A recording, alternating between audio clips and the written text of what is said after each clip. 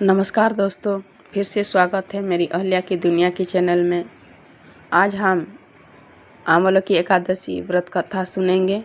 इस कथा को अंत तक जरूर सुनिएगा। चलिए कथा शुरू करते हैं। श्री भगवान बोले, हे राजन, फाल्गुन मास के शुक्ल पक्ष की एकादशी का नाम आंवलिका एकादशी है। इस व्रत को करने से समस्त पाप नष्ट हो जाते हैं तथा इसके प्रभाव से 1000 गोदान का फल प्राप्त होता है। इस व्रत को करने से समस्त पाप नष्ट हो जाते हैं। हे राजन, अब मैं आपको महर्षि वशिष्ठ जी द्वारा राजा माध्यता को सुनाई पौराणिक कथा के बारे में बताता हूँ। आप इसे ध्यानपूर्वक सुने। राजा माध्यता बोले कि हे वशिष्ठ जी, यदि आप मुझ पर कृपा करें तो किसी ऐसी व्रत की कथा कहिए जिससे मेरा कल्याण हो। महर्षि वशिष्ठ बोले कि हे राजन, सब व्रतों से उत्तम और अंत में मोक्ष देने वाली आंवलिका एकादशी है। व्रत का मैं वर्णन करता हूँ। यह एकादशी फाल्गुन माह के शुक्ल पक्ष में होती है।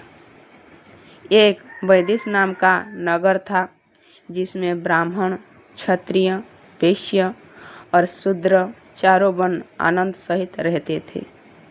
उस नगर में सदैव वेद ध्वनि गुंजा करती थी तथा पापी, दुराचारी तथा नास्तिक उस नगर में कोई नहीं था। उस नगर में चैत्यरथ नाम का चंद्रवंशी राजा राज्य करता था। वो अत्यंत विद्वान तथा धर्मी था। उस नगर में कोई भी व्यक्ति दरिद्र व कंजूस नहीं था। सभी नगरवासी विष्णु भक्त थे और आंवलावृत स्त्री पुरुष एकादशी का व्रत किया करते थे। एक समय फाल्गुन मास के शुक्ल पक्ष की आंवलिका एकादशी आई। उस दिन राजा, प्रजा तथा बाल वृद्ध सबने हर्षपूर्वक व्रत किया। राजा अपनी प्रजा के साथ मंदिर में जाकर पुण्य कुंभ स्थापित करके धूप, दीप, नैवेद्य, पंचरत्न आदि से धात्री आंवले का पूजन करने लगे और इस प्रकार स्तुति करने लगे। हे धात्री, तुम ब्रह्मा स्वरूप हो, तुम ब्रह्मा जी द्वारा उत्पन्न हुए हो और समस्त पापों का नाश करने वाले हो। तुमको मेरा नमस्कार है। अब तुम मेरा अर्घ्य स्वीकार करो।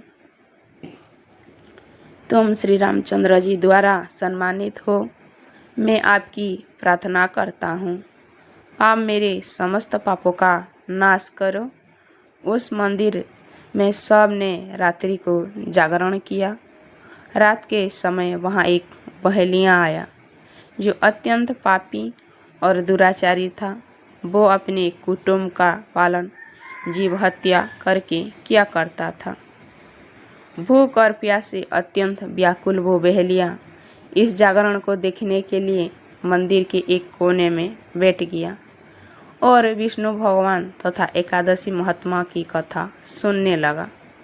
इस प्रकार अन्य मनुष्यों की भ्रांति उसने भी सारी रात जागरण में बिता दी।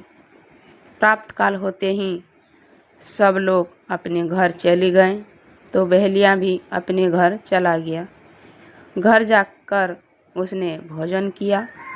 कुछ समय बीतने के पश्चात उस बहेलिये की मृत्यु हो गई। मगर उस आंवलिका एकादशी के व्रत तथा जागरण से उसने राजा विदुरथ के घर में जन्म लिया और उसका नाम वसुरथ रखा गया। युवा होने पर वो चतुरंगिनी सेना के सहित तथा धन धान्य से युक्त होकर 10,000 ग्रामों का पालन करने लगा। वो तेज में सूर्य के समान, क्रांति में चंद्रमा के समान, वीरता में भगवान विष्णु के समान और क्षमा में पृथ्वी के समान था। वो अत्यंत धार्मिक, सत्यवादी, कर्मवीर और विष्णु भक्त था। वो प्रजा का समान भाव से पालन करता था। दान देना उसका नित्य कर्तव्य था। एक दिन राजा शिकार खेलने के लिए गया। देवयोग से वह मार्ग भूल गया और दिशा ज्ञान न रहने के कारण उसी वन में एक वृक्ष के नीचे सो गया।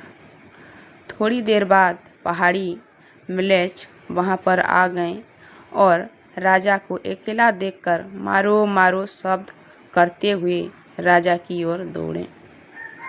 म्लेच्छ कहने लगे कि इसी दुष्ट राजा ने हमारी माता पिता पुत्र पौत्र आदि अनेक संबंधियों को मारा है तथा देश से निकाल दिया है। इसको अवश्य मारना चाहिए। ऐसा कहकर वो म्लेच्छ उस राजा को मारने दौड़े और उनको अनेक प्रकार के अस्त्र शस्त्र उसके ऊपर फेंके।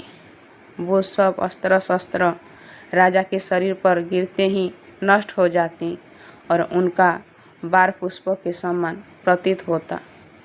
अब उन म्लेच्छों को अस्त्र शस्त्र उल्टा उन्हीं पर प्रहार करने लगे, जिससे वो मूर्छित होकर गिरने लगे। उसी समय राजा के शरीर से एक दिव्य स्त्री उत्पन्न हुई। वह स्त्री अत्यंत सुंदर होते हुए भी उसकी भ्रूकुंडी टेढ़ी थी। उसकी आँखों से लाल लाल अग्नि निकल रही थी, जिससे वो दूसरे काल के समान प्रतीत होती थी। वह स्त्री म्लेच्छों को मारने दौड़ी और थोड़ी ही देर में उसने सब म्लेच्छों को काल के गालों में पहुंचा दिया। जब राजा को सोकर उठा तो उसने म्लेच्छों को मरा हुआ देखकर कहा कि इन क्षत्रियों को किसने मारा? इस वन में मेरा कौन हितैषी रहता है? वो ऐसा विचार कर ही रहा था कि आकाशवाणी हुई, हे राजा, इस संसार में विष्णु भगवान के अंतरिक्त कौन तेरी सहायता कर सकता है? इस आकाशवाणी को सुनकर राजा अपने राज्यों में आ गया और सुखपूर्वक राज्य करने लगा। महर्षि वशिष्ठ बोले कि हे राजन, ये आमलकी एकादशी के व्रत का प्रभाव था। जो मनुष्य इस आमलकी एकादशी का व्रत करते हैं वो प्रत्येक कार्यों में सफल होते हैं और अंत में विष्णु लोक को जाते हैं। इस आमलकी कथा को अंत तक जरूर सुने और कथा कैसी लगी कमेंट में ज़रूर बताइए। और पहली बार आए हैं तो चैनल को सब्सक्राइब कर दीजिए। हर हर महादेव। राधे राधे।